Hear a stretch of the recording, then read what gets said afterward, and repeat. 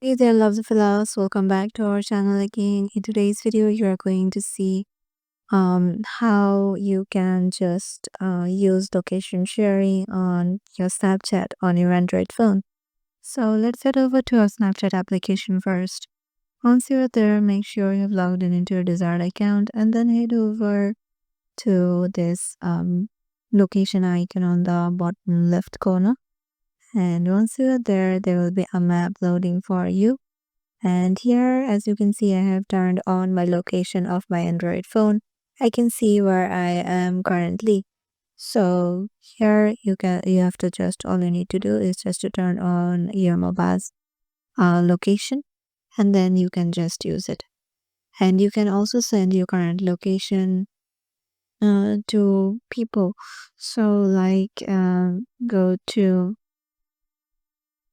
this option right here, and here you can just send your location to your friends.